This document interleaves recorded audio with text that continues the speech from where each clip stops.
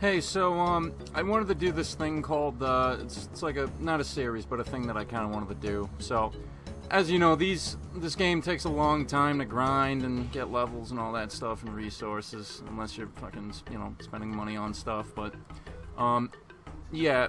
Anyways, I wanted to start a new series called, Grind Rants, okay? It should be like a thing. This will be the first episode.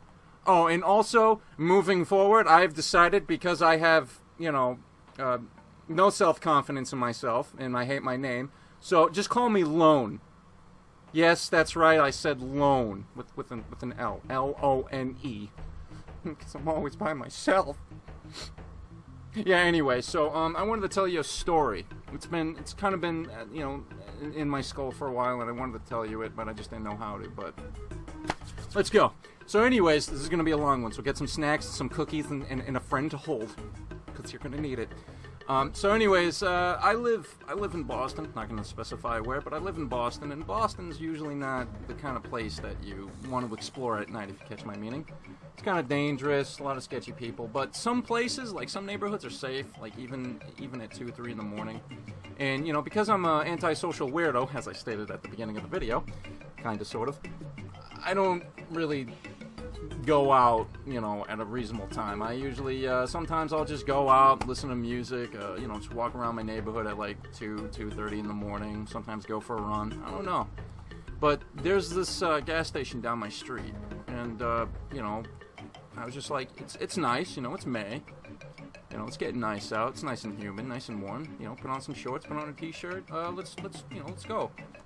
And, usually I go there, it's a gas station, it's kind of chill, but, around 2:30, that's when things get a little fucky, and you're not supposed to go there, because, just a number of reasons, between drug addicts, gangsters, if you catch my meaning, like fucking those guys that are just waiting to see how much money you have, purchase shit, and things like that, because that's something that they do where I live. But anyway, so, but in this gas station, there's also a Dunkin' Donuts, and if you've worked retail, or if you know anything about, like, gas stations that have, like, fucking mixed, like, other businesses in it, like Dunkin' Donuts, or, other McDonald's or something like that, then you know that, like, there's multiple ways to get in. Like, there's a way in the back, and then there's a way to go to the dumpster and stuff like that, and then there's a way to get in that the customers have to use. That, you have to be an employee to use the other routes, is what I'm saying. So, like a normal person, I enter through the front. I go in, I get, just like I think, what was it, a fucking Twix or a Snickers bar or something simple, man. And I go and get a vitamin water, and as I'm doing that, no one's in the fucking room. Nobody's in the store. I'm like, yes, this is nice, which means there's not going to be like that weird fucking, two-person line. And, yeah, so I go up to the cashier. He looks at me. I kind of know him, not really. We talk sometimes, but he's from another country, so he's got like a thick accent. He's a nice dude though. Like, sometimes I would buy stuff and I'd be short, and I'm like, oh man, I'll put that back. I'm like, no, I'll pay for it. You seem nice. And I'm like, oh, thanks, man. And then, of course, being a responsible person, I always go back and I always pay the difference, because that's the right thing to do. Yeah, anyway, moving on. So, I'm going there, I'm getting ready to pay for my stuff, and this homeless man comes in, okay? Now, look, I'm not trying to talk shit about homeless people, okay? Look, they got their own shit going on, okay? They got their own troubles and hardships. So, if I can just make it easier to stay out of their way, or just, maybe give them, like, a couple of bucks here and there, I'm gonna do it. Maybe some food, I don't know. But this guy was fucking determined, for whatever reason, to block the front of the fucking, like, I don't know if that was his plan. He seemed like he was a little off, but anyways, so he's and the thing is, he's because you know how some homeless people, they have like trash cans, they have like 2 or 3 trash cans, not trash cans, shopping carts. There you go, shopping carts. See, I'm not autistic. You can believe me. Anyway, so yeah, he had like fucking 2 or 3 of them, and he takes them and he puts them in the front of like the front of the gas station, so I can't get out. So I'm getting out. Meanwhile, I'm opening up the door, and there's like all these trash carts and stuff, and I'm like, what the fuck what is this, man? And then, you know, I attempt to remove it and push it out of the way so I can kind of scurry through, and the guy starts yelling at me like, "Hey, don't test my symptoms and what you're doing. And I'm just sitting there like, oh, okay, okay, I'm calmed down. So I go back into the store and I tell the clerk, and he sees the thing, and he's like, oh, fuck, all right, look, I'll help you, you know, I'll try to fucking,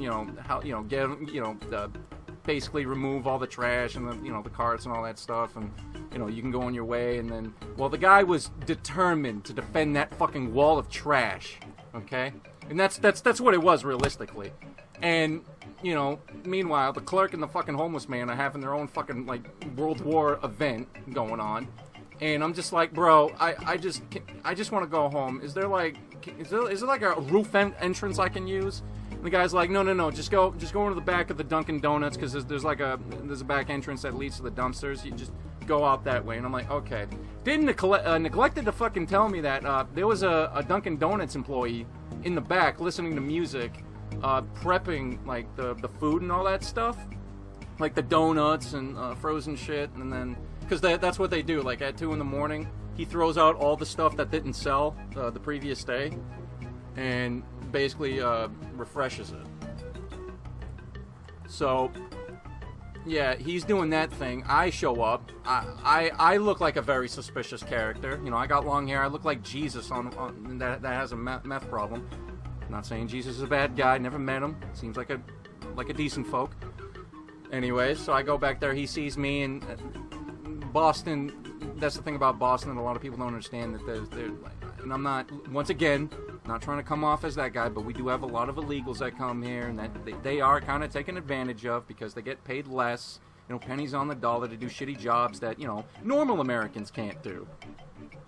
So the guy looks at me, and he immediately thinks that I'm back there trying to fucking mug him or something. He starts speaking Spanish like, lávate las manos, and he grabs the fucking and that's not Spanish, by the way. That's just me trying to sound funny. He grabs a fucking broom, and he's just like, hello, like we're in a fucking Lord of the Rings movie or something, and I'm like fucking Gollum or something. And he's like, back, you demon, back!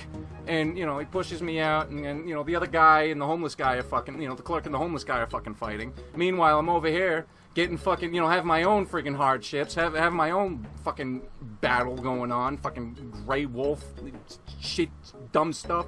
And I'm looking at the guy, and I'm just like, look, this guy isn't letting me go, because I'm looking at the clerk, and he's looking at me, and he's fucking fighting the homeless guy, and it's just like, it's just a clusterfuck of a situation.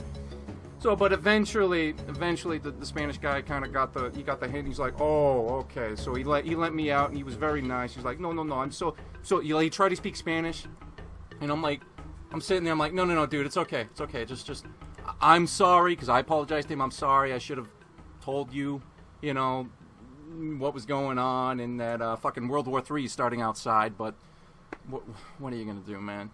But yeah, and then I got out, went home, and yeah, and I've been thinking about that ever since. And now you know my story. All right, well, that's it. It's been your boy Lone, and I'm gonna go do lonely guy stuff. Okay, you.